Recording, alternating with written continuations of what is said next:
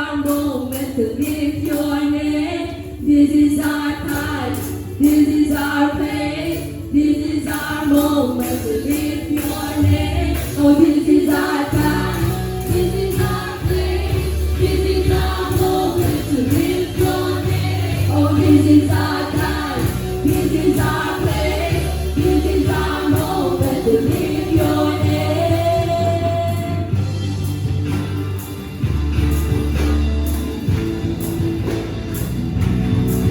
Nasabunin natin sa nakasana ni Mariana. Sabay-sabay! You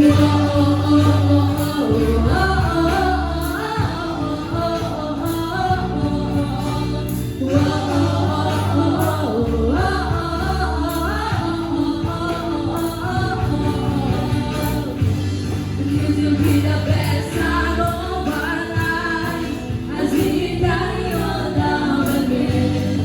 Giving you our hearts will come alive as we declare our praises. Oh, as we declare our praises.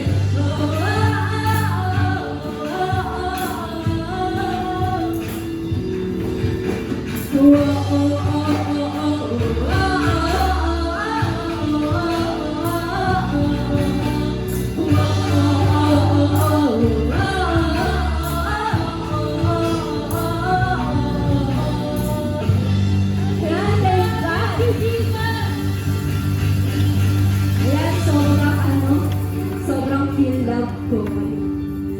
Natutuwa ako kasi hindi kayo KJ, no? Sinabayan niya yung trip ko. Kasi para naman to kay Lord. Ayan, so ngayon naman at dadako tayo sa ating worship. Sabay-sabay nating aawitan ang ating Panginoon. Lahat ng mga nasa puso nyo, habang umaawit ang music team, pwede nyo sabihin sa Lord. Lagi natin ipag-praise sa Lord.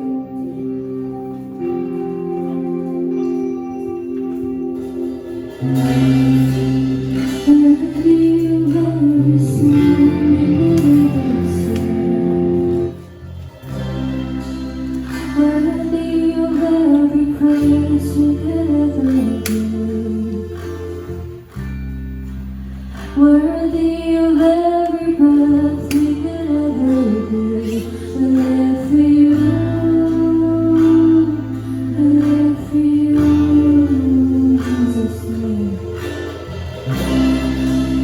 Jesus, the name above every other name. Jesus, the only one who could ever save. You're worthy of every breath we could ever breathe. We live for you, Lord, we live for you. Holy, there is no one like you. There is none beside you. Open my eyes in wonder. Show who you are and fill me with your heart and lead me in your love to those that we cannot have in Joseph.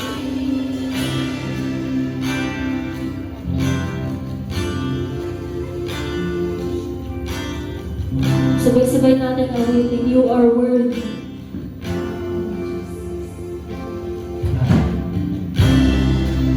Worthy of every song we could ever sing. Worthy of all the praise we could ever bring. You're worthy of every breath we could ever breathe. We live for you. We live for you. Jesus, the name. Jesus, the name above every other name. Jesus, the only one who could ever save.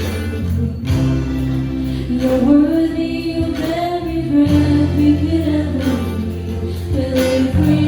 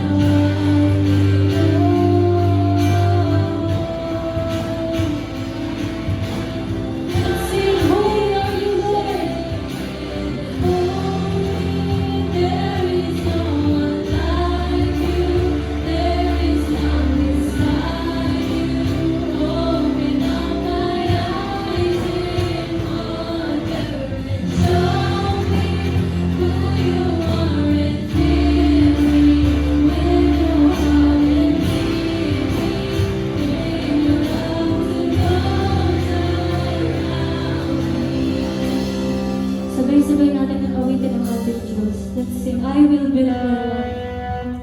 And I will build my life upon your love.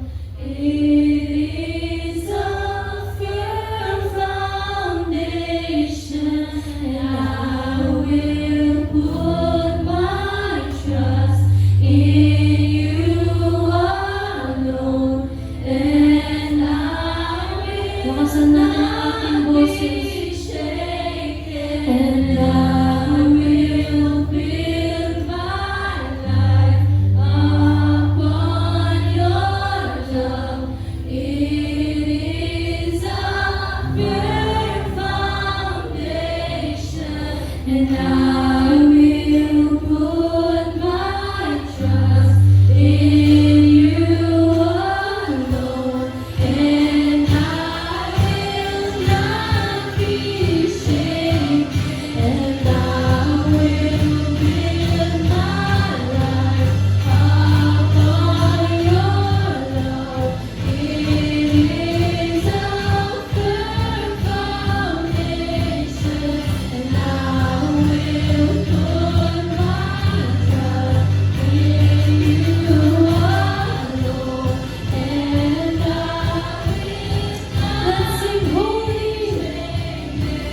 Holy, there is no one like you. There is none beside you. Open up my eyes in wonder and show me who you are, and fill me with your heart and lead me in your thousand arms around me. There is no one like you. There is none beside you. Open up my eyes in wonder.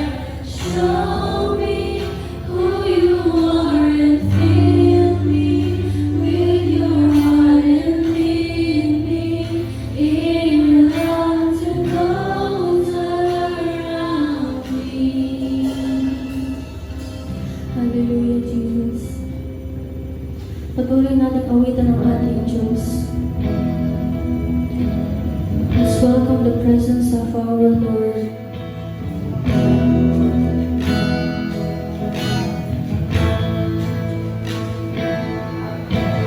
Thousand generations fall down and worship, to sing the song of ages still.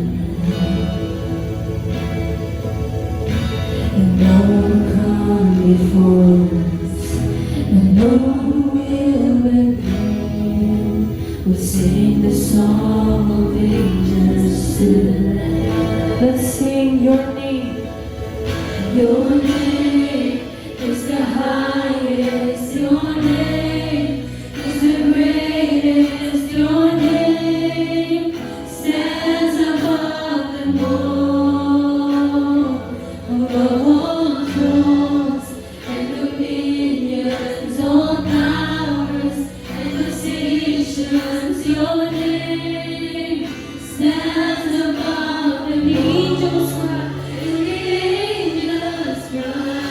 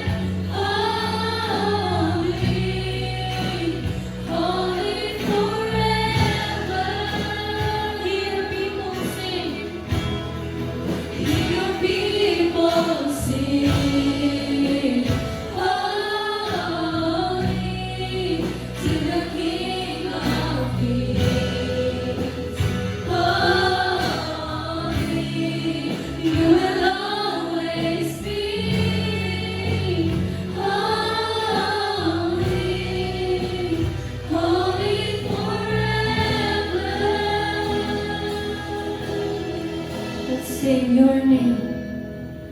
Your name is the highest. Your name is the greatest. Your name stands above them all. Above all thrones and dominions, all powers and positions. Your name stands above them all. Your name's the highest. Your name is the highest. Your name is the greatest. Your name stands above them all. Above all thrones and dominions, all powers and positions. Your name stands above them all. Your name is the highest. Your name is the highest. Your name is the greatest. Your name stands above them all. Above all thrones and dominions, all powers and positions. Your name stands above them all. And the angels cry, holy. All creation cries, holy. You are lifted high, holy, holy forever. Your people sing, holy to the King of Kings. Holy, you will always be. Holy, holy forever. Muli pa natin muli. And the angels cry, holy. All creation cries, holy. You are lifted high, holy, holy forever. People sing.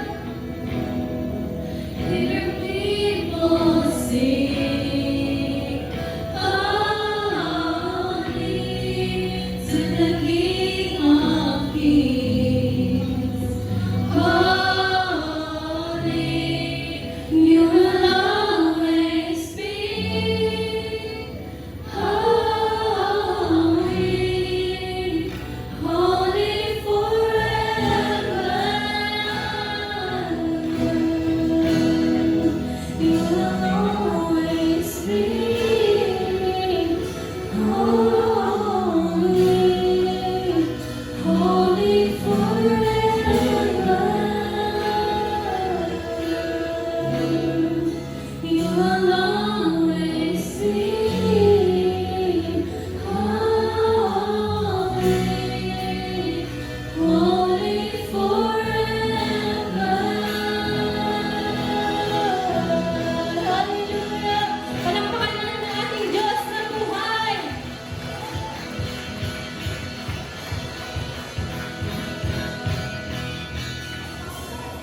Ayan, pwede na tayo magsibalik sa ating mga upan.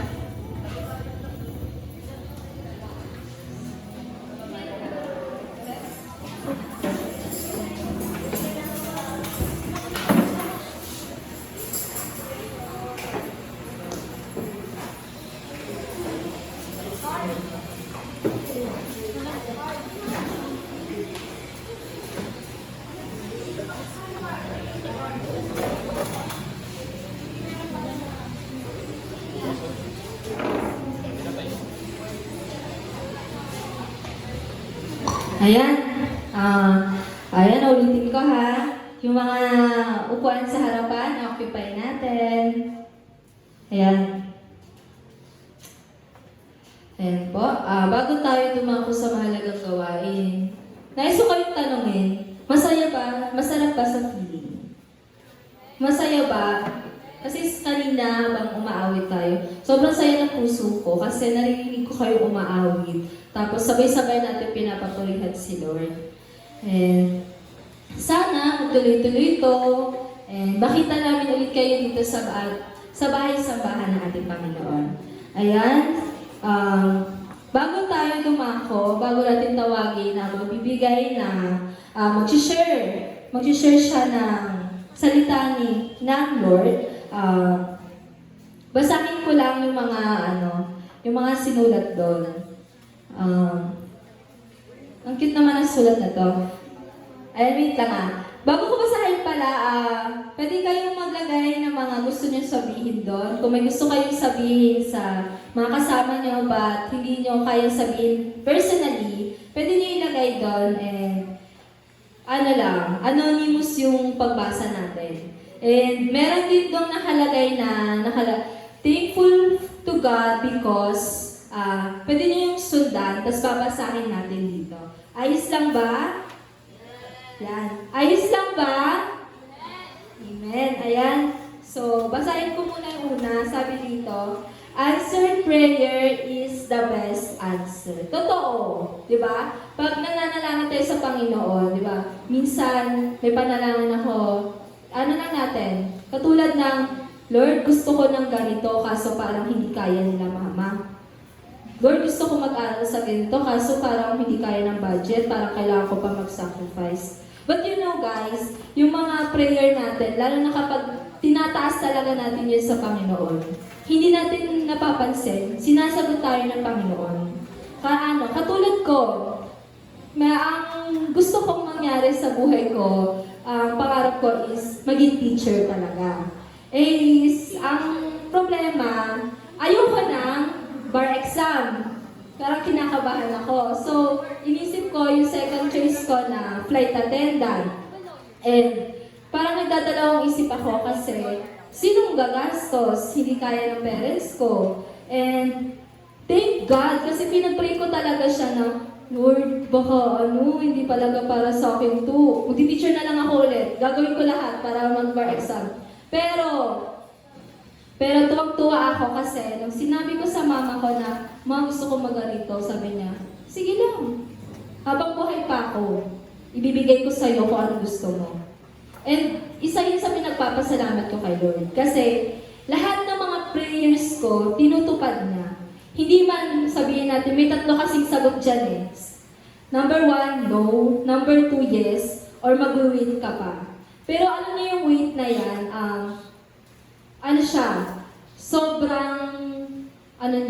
Sobrang, alam niyo yung, hindi ko siya pero solid. Alam niyo yun? Solid siya sa pakiramdam kasi talagang binigay niya sa'yo more than that pa. And yung mga no na nasagot sa mga prayers natin, ibig sabihin, may iba pang nakalaan para sa atin. Baka yung gusto natin, hindi pala makakabuti sa atin. And ang ginagawa lang ni Lord ay dinidistract tayo, aalisin niya tayo doon, then idubutan niya tayo kung saan niya gusto at kung saan magaganda ang buhay niyo. Katulad ngayon, di ba? Tama nga yung sabi ni Teacher Tony kanina, yung pagpunta natin sa simbahang ito, hindi ito aksidente. Yung pag-invite niyo sa mga kasama niya, hindi naman yan aksidente. Ibig sabihin, ginagamit ni Lord yung mga kasama niyo, yung mga nandito, para mapalapit kayo sa Kanya at hindi tayo mapunta sa halapan. And ayan naman ito naman yung isa. Kung sino man nagsulat nito, sobrang cute ng sulat mo. Sobrang siya, from large to small. Sabi dito, love is not just about having a normal relationships. Tapos, but having the relationship that heal us and comfort us, which is the love of God. Sobrang tagos sa puso naman yung sinabi nito. Parang may pinaghuhugutan. Kung sino man to. We pray to Lord na yung mga nararanasan natin ngayon is mag-heal siya. Ayan, so, okay lang kayo? Okay lang kayo ba? Opo.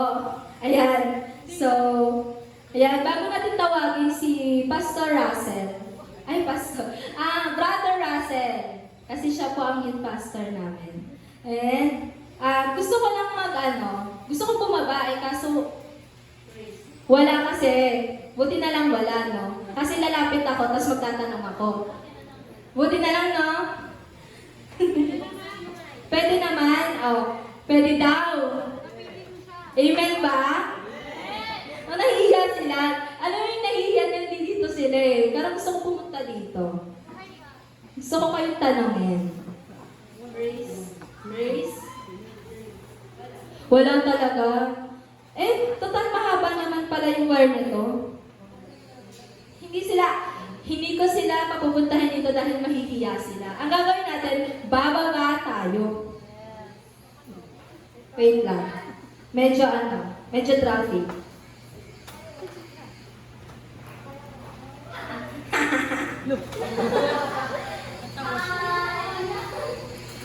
Tara dito na.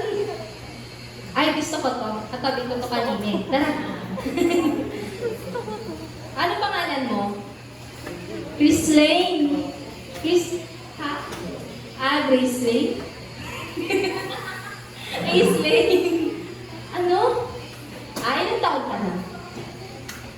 May 10 years old tayo dito. Meron tayong 10. Ilang taon ka ba? Taray. Sino 12? 9, 10, 11, 12 ha? Ang natin dito, Ito na lang si ate. Hindi na ako mahiya. Mahiya ka kapal ng mukha ko? Di ba? Tara na.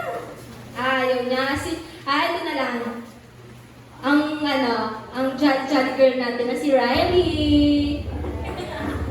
Ayan. Sabihin mo yung name mo and yung edad mo. Nahihiya siya.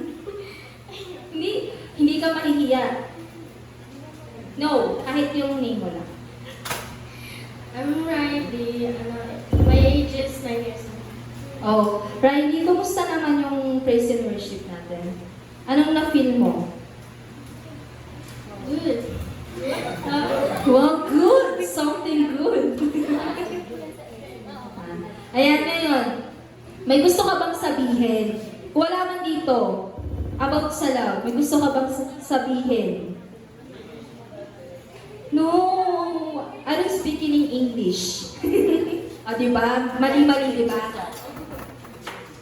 No. Ano bang gusto mong sabihin niya yung sabi nila month of love daw, which is everyday is love. Pero ngayon, ano gusto mong sabihin sa kanila na magpapa-remember na love tayo ni Lord? We all love yung Jesus, right?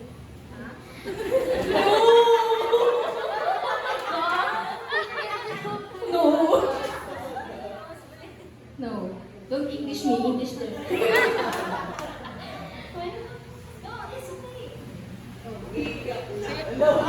Hoy! Hindi ka namin pinapayak ko yun Sige na. Naka-record ka. Napayak ka. Shy type siya. Ate Jackie, don't laugh daw. Nasutok daw. Sige, anong gusto mo sabihin? Kahit Taglish or English, okay lang, maiintindihan natin yan. Pipiliin din natin.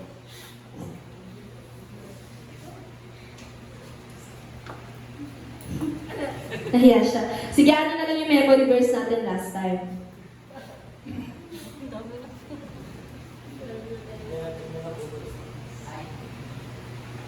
Jesus loves us. Diba? Jesus loved us. Ito naman. Hello, magkapatid kayo? Ano pangalan mo? Huh? Dave? Ate? Sham? Shama? Shama, can you stand up? No. Sama ka daw. Tagalog, English. Sama ka daw sa... No English. Tagalog. No, porque contigo yun. Hola. Hola. Sige, lapit ka dito sa akin. Ready na, kailan yan. Hindi abot yung mic. Ayan. Pakilala mo yung sarili mo sa kanila. Ilang taon ka na, and katulad ng sinabi ko kanina, anong gusto mong ipaalala sa bawat isa?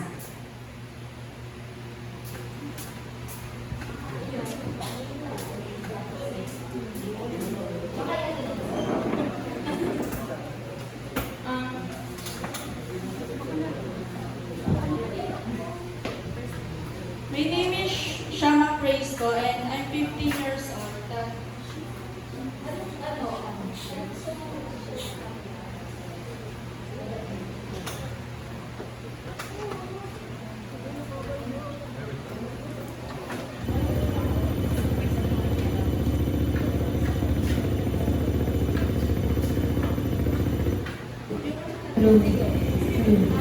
Ano po, na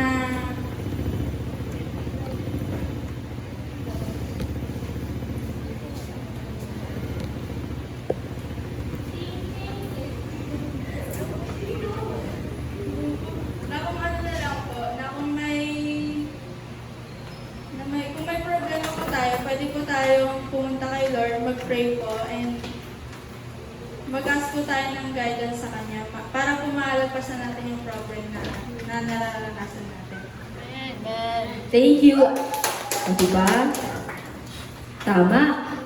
Ngayon, before ko tawagan, dapat ready niyo yung mga notes niyo, ha? Bawal cellphone. No phone. No phone allowed. Case? Guys? Amen? Ala? Amen? Ayan. Kailangan ng notes kasi baka magtanong yung natin mamaya. Wala tayong masagot. Sayang ang prize. Ayan. So, ngayon naman, tinatawagan ko na ang butihing Brother Russell na mag-share sa atin ang salita ni Lord ngayong araw.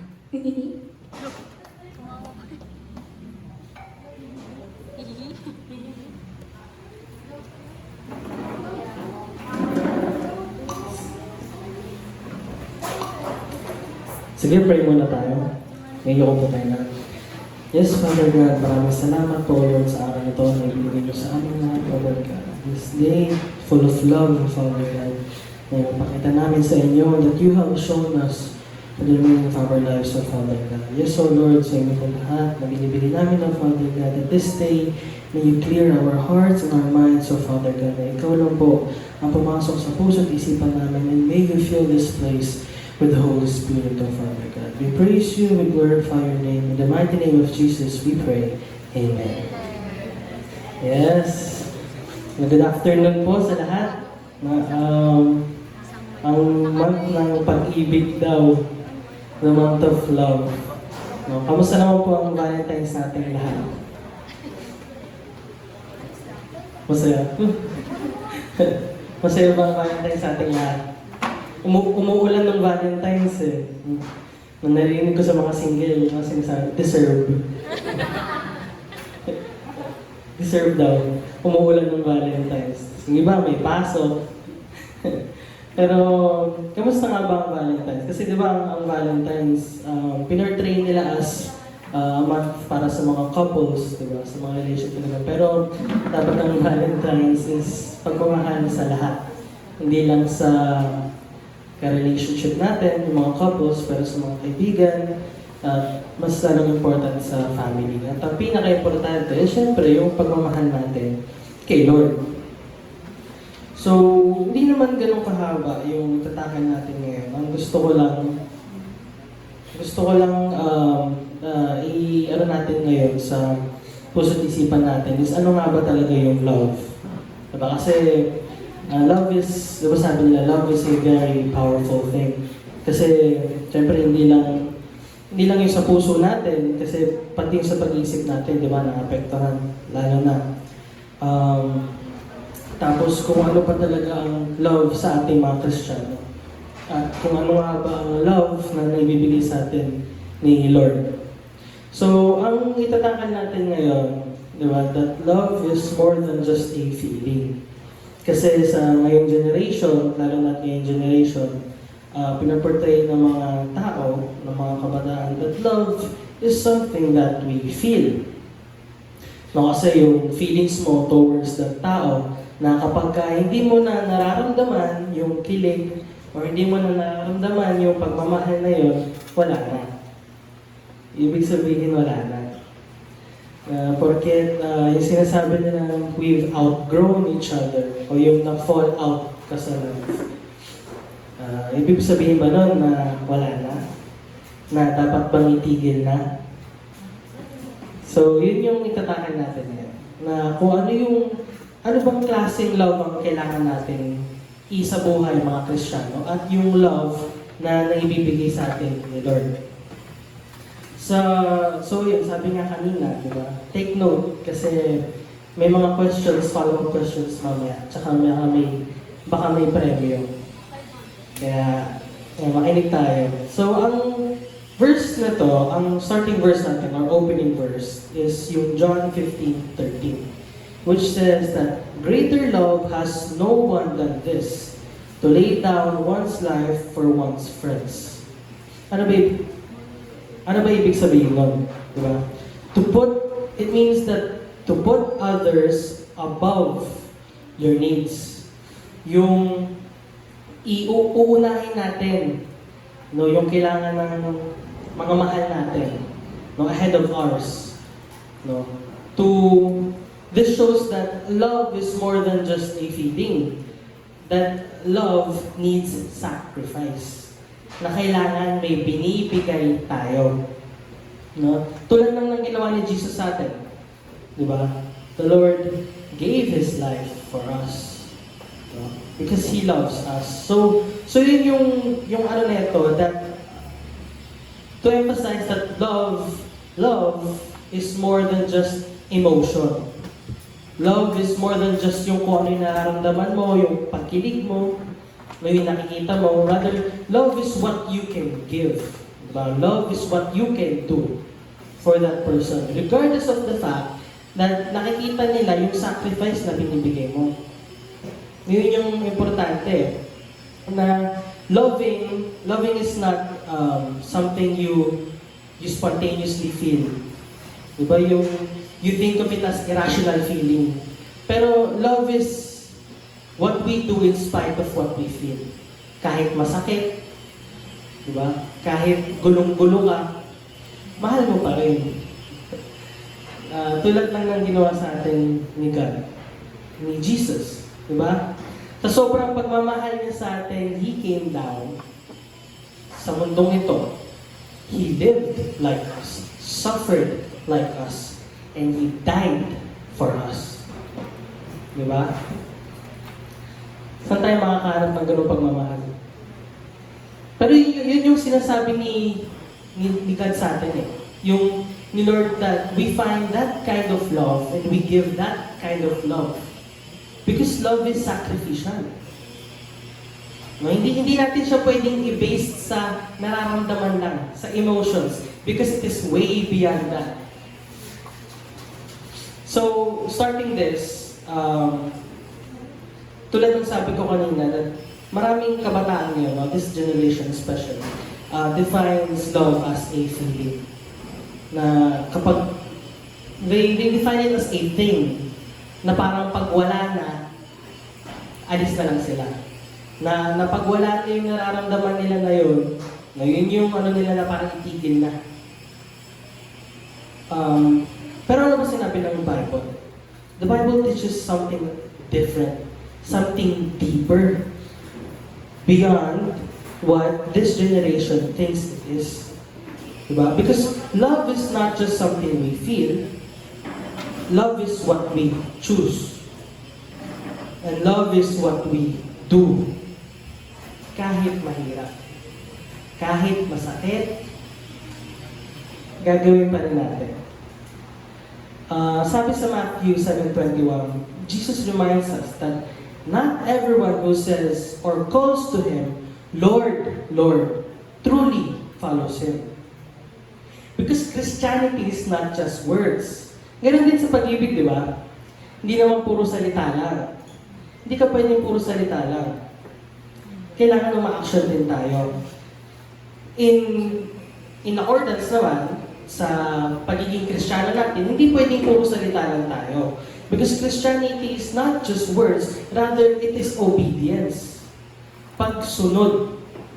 No? Or putting up doon sa kung anong sinabi mo. It is action. It is the same way that love is not just an emotion. Dapat sa pagmamahal, action din. Kumikilos din tayo. Doon papasok yung first point natin, which is, love is sacrifice. And there is no greater example than Jesus. Di ba? Sabi sa Romans 5:8, God demonstrates His own love for us in this. While we were still sinners, Christ died for us. While we were still sinners. Ngayon, ba't kung iisipin nyo, no, the kind of love that God has for us. Imagine this, hindi ka pa Kristiyano, mahal ka na ng Panginoon. Hindi ka pa kumakanta, hindi ka pa sumasayaw, hindi ka pa servant, no worker, hindi mo pa nga siya kilala eh. Mahal ka na ng Panginoon. That's the kind of love God has for us. No? And that privilege na may ganun tayong pagmamahal sa buhay natin. Imagine mo, hindi ka pa Kristiyano, hindi mo pa kilala si God, hindi ka pa nagdadasal, mahal ka na niya.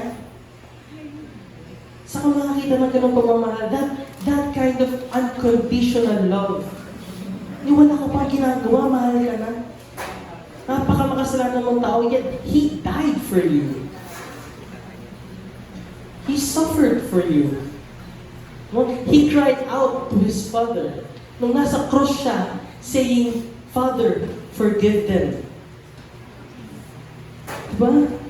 At that point, because at that point, love, hindi siya maano ng justice eh. Love was not, kasi sa atin, nung pag sinabing love, kailangan ba masaya lang? Pag sinabing love, puro saya lang ba dapat ang nararamdaman natin? No, because love is sometimes painful. Most of the time, painful.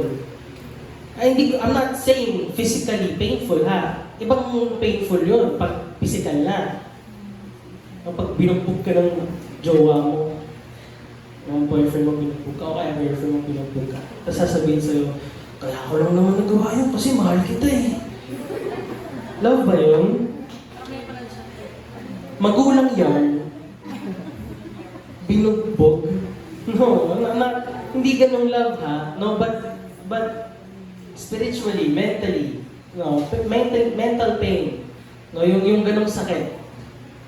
Diba? It's not all the time, puro masaya lang ang nararamdaman natin. Ganon din tayo. Diba? Kung ngayon, doon natin i-base yung feelings. Kung sa tingin natin, si Jesus bumase sa feelings, tingin nyo, bubuhatin niya yung cross na ganong kalayo? Tingin nyo, He would give His life for us? Kung binase natin yun sa feelings, no. Pero ano ginawa ni Jesus? He chose to sacrifice Himself. He chose to love us. Yun yung, kasi at that time, diba, kahit sino eh, iisipin mo, panadaanan mo yung ganong sakit. He felt pain, he felt betrayal, diba? Inabandon siya ng mga tao.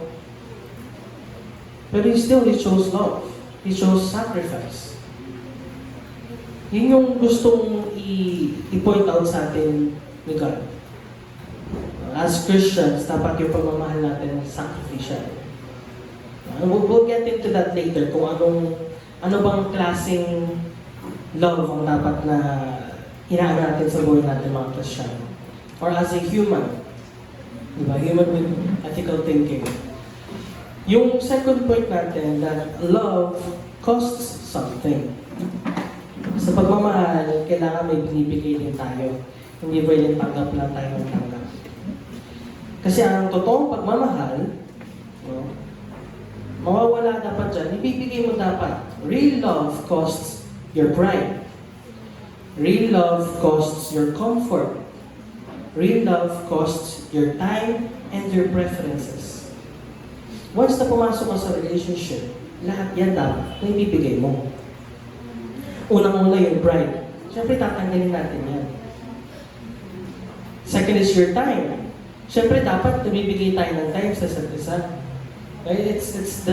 Yun yung pag-work sa relationship. And that's how we grow. Tapos yung preferences mo, siyempre, as time goes by, the more na tumatagal yung relationship mo, siyempre, yung preferences nyo, yung mga gusto nyo, diba, nasishare niyo yan sa isa't isa. Malalaman nyo kung ano yung gusto ng partner nyo, at malalaman ng partner nyo kung yung ayaw at gusto nyo. So yun yung mga bagay na dapat nasishare natin. Yun yung mga bagay na dapat na ibibigay natin. Like in marriage, sa mga kasal, di ba? Sa mga kasal, love is staying committed. Kahit yung feelings on and off. No? Tulad ng sabi ko kanina, di ba? Dapat ba pagka nawala na yung love, wala na talaga? Like at that point, talagang titigil na? No. And this, hindi lang sa mga kasal to ha. And it goes by saying, sa lahat ng pupunta sa relationship, at sa lahat ng nasa relationship na, dapat iniisip natin the kind of love we want to build. And the kind of love na dapat mong hanapin sa isang relationship. No? Ang love bites yung kapag sinabing, kasi importante yung may nabibigay tayo eh. Pwede natin tanongin na, bakit pa pag nagmamahal, kailangan may cost, kailangan may nabibigay. Kasi ganito yan. Paano pag sinabi mo sa partner mo that I love you? Sinabi mo, I love you, but hindi ka nagbibigay ng time, no? Ang taas ng pride mo, may ego ka, tapos yung preferences mo, gusto mo ikaw lang nakakalam, ayaw mag-share. No? And is that really love? Love ba talaga yun? No, you say those things, no? Yung salita ka lang. Mahal na mahal kita. No? Hindi ko kaya ng buhay nang wala ka. Mahal kita kasi ang ganda mo. Mahal kita because you're so perfect. Now, is that love? No. It's admiration. Ina-admire mo kung ano yung meron sa partner mo. It isn't love. Love is what you can give. When you give your time, when you give your efforts, yun yung love. Doon mo makikita kung puro salita lang ba. Because the very nature of what God wants us to see is this. Yung ganong klaseng love. Diba sabi sa John 3:16, di ba? Sabi sa John 3:16, for God so loved the world that He gave. He gave. Di ba? Si God, nagbigay. So it's not about what we think. No, it's not about what the other person feels. It's what you, as an individual, can give sa relationship na yun.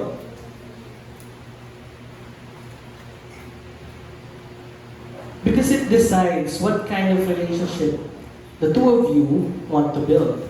Or rather, what kind of relationship you should be looking for. So, next point natin is that feelings change while love decide. Diba?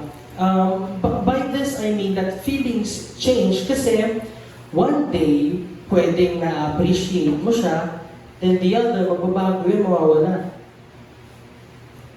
Like, one day, na-appreciate ka ng partner mo. Tapos, the next day, you feel ignored. Hindi ka na pinapansin. Eh, gano'n pa naman karamihan ng... I'm not, kasi gano'n karamihan ng mga babae, di ba? It's a hormone thing. It's normal. Kasi sa mga babae, mataas ang hormones nila. Kumukulot na yun doon. Matataas ang hormones nila, kaya ganun sila. Pero, it's a normal thing. Pero if sa'yo, ang habol mo is feelings, ang habol mo, ang tinitingnan mo is yung feelings na nararamdaman ng partner mo, eh, mabilis ka mawawala ng gana. No, like, this day, you feel so much appreciated ka ng partner mo, tapos the next day, in-ignore ka, tapos parang, ang ang sakit, need mo ako. Tapos hindi mo na alam ano gagawin mo. Mag-overthink ka na niya, tapos isip mo kung gusto niya na makipaghiwalay sa'yo. Hindi ka lang naman niya nabati ng good morning. Hindi lang naman siya nakapag-I love you back agad. Ganun ba dapat yun? No. Yun yung sinasabi na feelings change. So as love, di ba? Kasi kapag binis niyo yung relationship niyo sa feelings, hindi mo survive yan.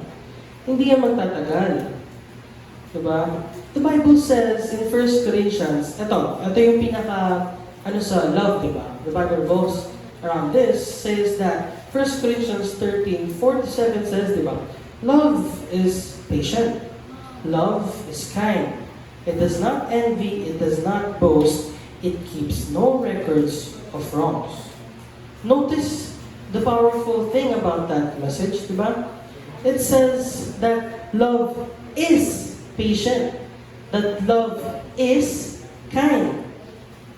Diba? It does not say that love feels patient, no? It does not say that love feels kind. It is. No, kasi kapag kaya nilagay mo ng feeling, then it is not a choice. Dapat choice natin. That's why love decides. That's why it says it is.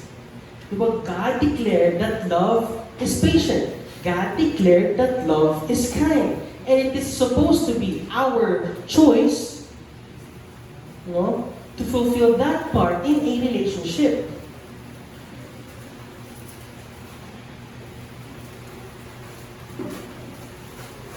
Our fourth point is that Jesus loved when it was hard. It was very hard. As I said kanina, on the cross, nagawa pa ni Jesus sabihin na, Father, forgive them. And it's what God wants us to portray, not hindi lang sa relationship natin, pero sa family, friends, and as a being. Diba? At that time, he wasn't feeling comfort. At that time, he wasn't feeling happy. No, because that time, love was painful. Love was hard. Pero pinili pa din yan. And it's the amazing thing about how God loves us is a lot of people hated Him that time. A lot of people cursed at God that wants Him to go through that pain. But regardless of that fact, regardless na kung nakita ba ng taong yun, yung sacrifice, the value of the sacrifice that God was willing to make, ginawa pa din niya. How privileged are we, to have that kind of love? Knowing na kahit anong estado mo sa buhay, how many sins you create, God still loves you.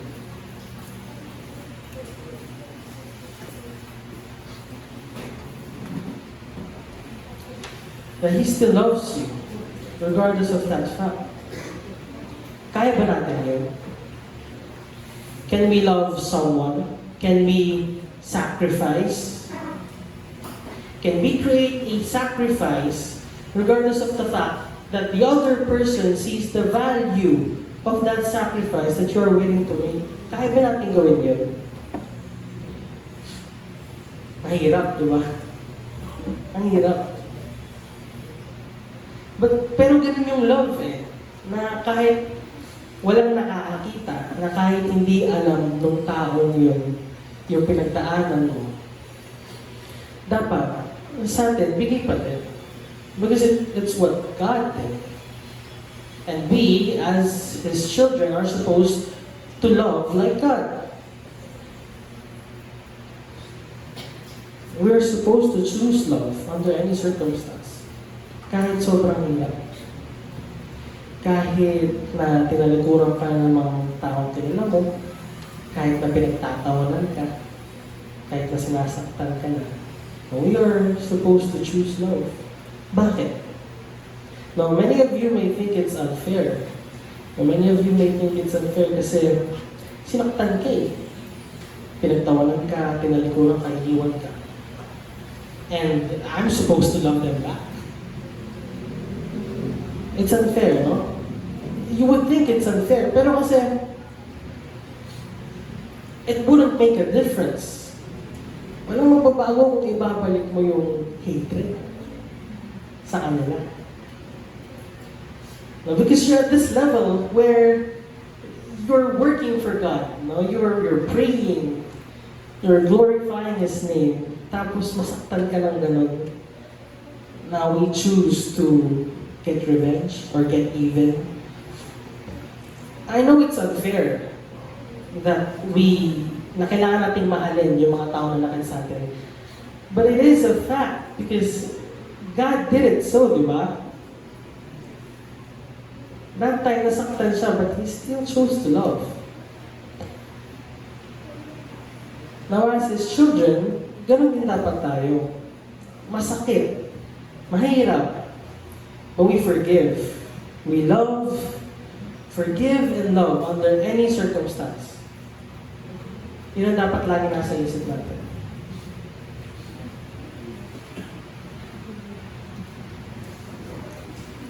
Our final point here is yung love is mature, not emotional. Now what I mean by this is, di ba sabi ko kanina na kailangan may nabibigay tayo. That kailangan may cost. Now this is because love is mature. And what I mean by this is, kasi kapag immature love ang pinag-uusapan natin, it'll go something like, I love you because you make me happy. I love you because you provide. Mahal kita kasi pogi ka, mahal kita kasi matalino ka. No, it's standards. Wala masama doon to have standards. But it is not something, hindi dapat yun yung maging basis natin ng love. Kasi kung yun yung gagawin nating basis ng love, then that is not love. It's emotion. Dapat ang sinasabi natin, I love you even when you don't.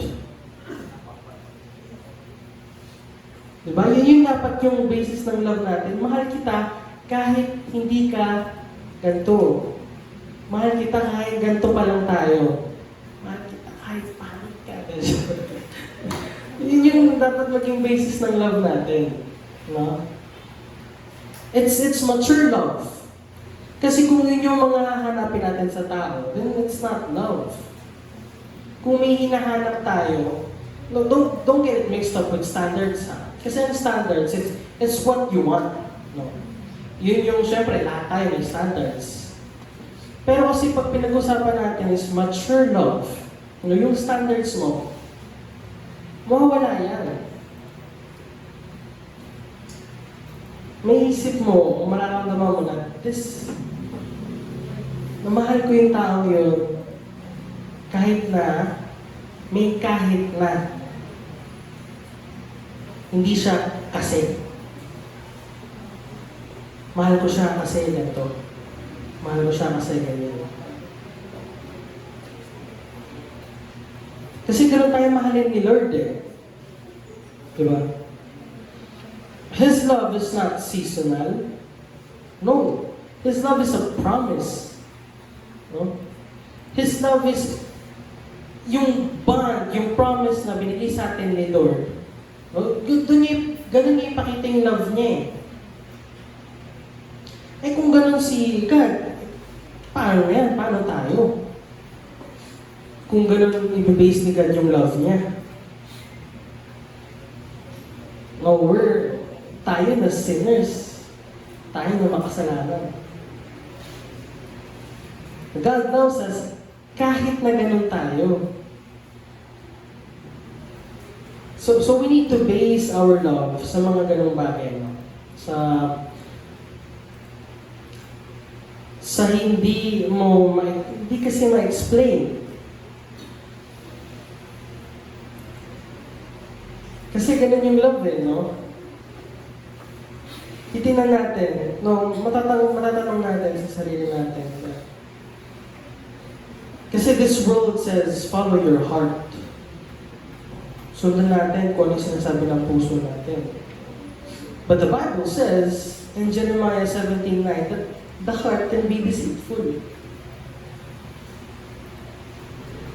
Kung susundan natin yung gusto natin, o yung feelings natin, no, someone, or kahit ikaw mismo, will get hurt. Pero, kung susundan natin si Lord, kung susundan natin yung mga sinasabi ni Lord, we will learn how to love.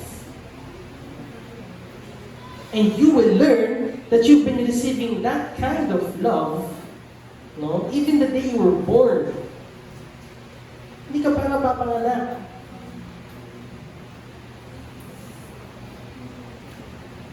So, sa ngayong natutunan natin, yung preaching na to, I want us to live by one question. How do we live with this kind of love? Paano ba dapat tayo mamuhay sa ganitong bagong pagmamahal natin? Pagmamahal. One is how you love your family. Paano ba dapat natin mahalin yung pamilya natin? No, we honor our parents kahit na meron kayong misunderstanding. No, kahit na meron kayong disagreement. We be patient. No, kasi syempre, it is a commandment of the Lord that we honor our parents.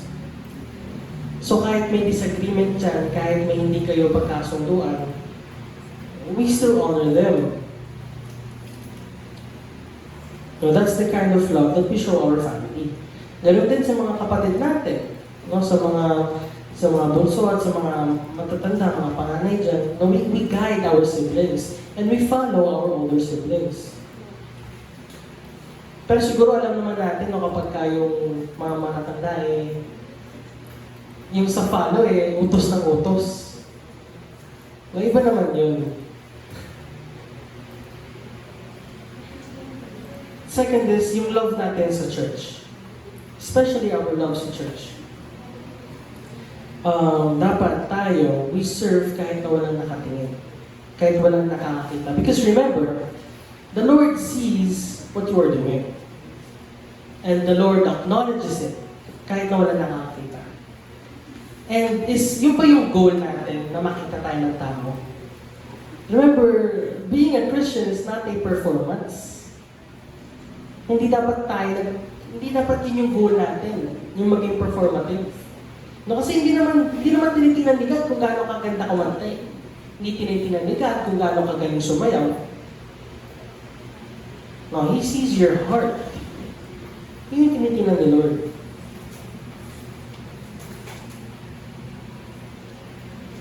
Third is how we love in difficult situations. Paano ba tayo magmahal sa mga pagsubok? Paano pa natin makuha ang magmahal sa mga mahirap na situations? Kasi, madaling magmahal pag madali, di ba? Love is easy. Kung madali lang yung situation. Pero pag nagkaroon ng problema, dyan matitest ang totoong love. Kasi, doon yung malalaman kung hanggang saan yung kaya ng partner nyo. Doon yung malalaman kung hanggang saan yung kaya nyo. Because remember, sa relationship natin, not only with sa tao, but especially our relationship with Christ, no? It builds with faith. It builds trust. Na kahit sa ano pinagdadaanan natin pagsubok, no, andun pa rin yung pagmamahal sa atin, Lord. And nandun yung faith natin na kahit anong pagdaanan natin, hindi tayo pababayaan ni Lord. Yun yung relationship na kailangan natin bubuhin. Hindi lang sa friends, hindi lang sa family, sa partners, but especially with the Lord. Now, why does this matter? bakit kailangan na-establish natin yung ganitong pagmamahal? Bakit as a ethical human being, as a Christian, meron tayong ganitong pagmamahal? Well, because the world defines love as emotion. The world defines love as a feeling. No, but God defines love sacrificially. Dito natin makikita eh. No? Dito natin matatanong that malalaman talaga na pag tinanong natin, what does this love benefit me? Tama ba yun? Naghahanap ka ng ibe-benefit mo dun sa love. Tapos tatanungin natin, am I appreciated? Appreciated ba ako sa relationship na to? Appreciated ba ako sa ganitong lugar na to? Yun yung mga questions na kailangan natin tanungin. Nagmamahalan ba tayo kapag nagbe-benefit tayo? Nagmamahalan ba tayo kapag appreciated tayo? Kapag reciprocated yung love na nabibigay natin? Kapag binabalik sa atin yung love na binibigay natin? Or magmamahal ba tayo how God loves us? How Jesus loves us? Kasi ang sinasabi ng love, na kahit hindi ka appreciated ng tao, magbibigay ka. That I will stay, I will forgive, I will sacrifice. Yan yung love ni Jesus.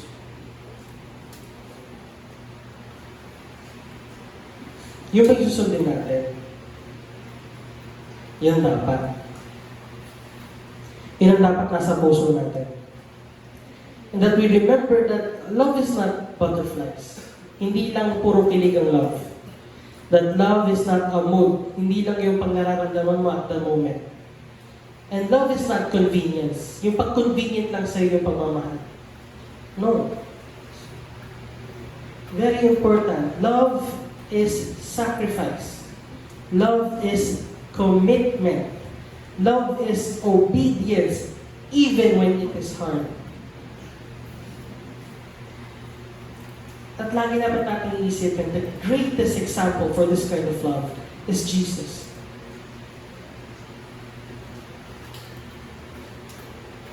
So from now on, at this point, nalalaman natin, or na-remind tayo of how Jesus loves us. Sana hindi na natin pag-uusapan yung ganung klaseng pagmamahal. We live by. Isabuhay natin. Ipakita natin sa mga tao. Let's show them the love of Jesus Christ. Diba? The greatest kind of love this world has to offer.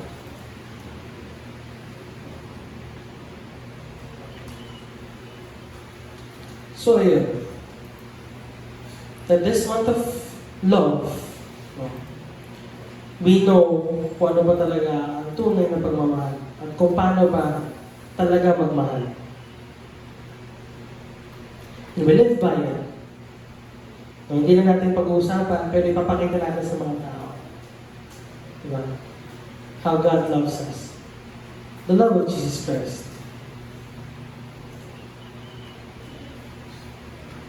Sige, tinatawagan ko po ang music team. Para sa this part of the preaching, I want you to feel, I want you to think about yung mga nasabi ngayong araw. How love should fill our hearts, how love should be given, and how you accept love.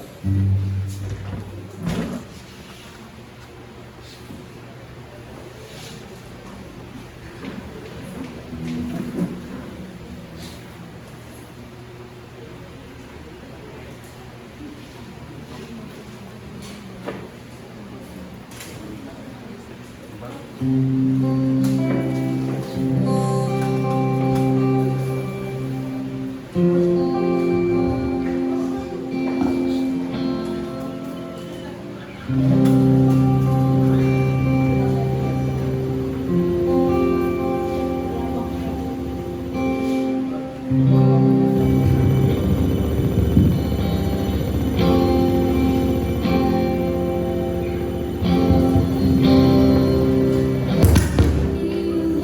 song I ever sing,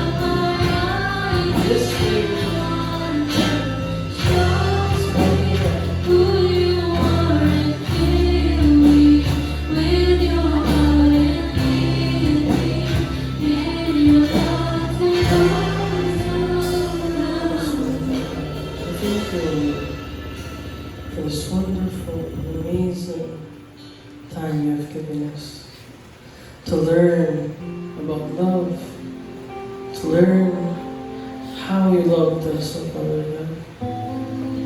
Maraming salamat, Panginoon, sa buhay na binigay mo, sa buhay na punong-puno ng pagmamahal. We thank you, Father God. Alam namin, maraming pagsubok ang natin.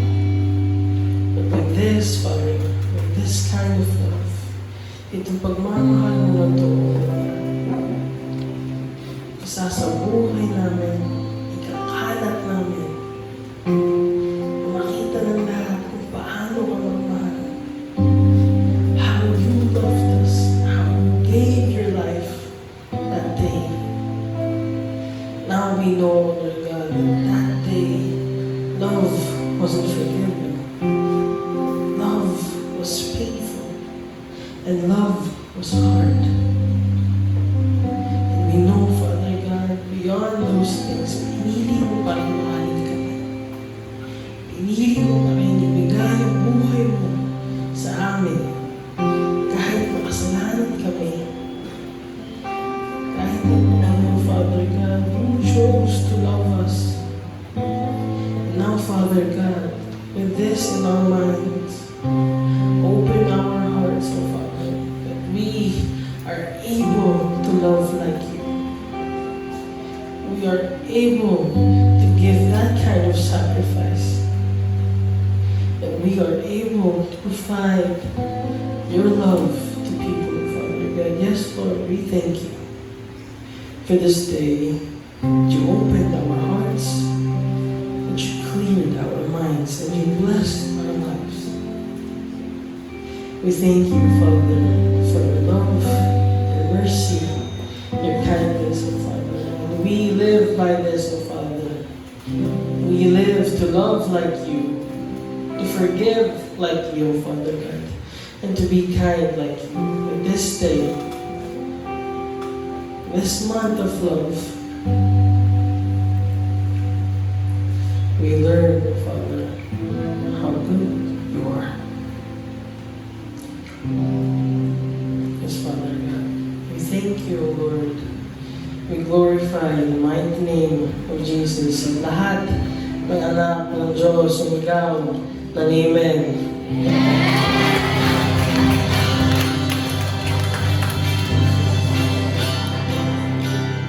So, ayan, pwede na po tayo mag-sing.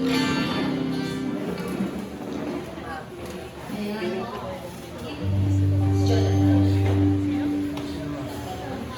Ang ano po,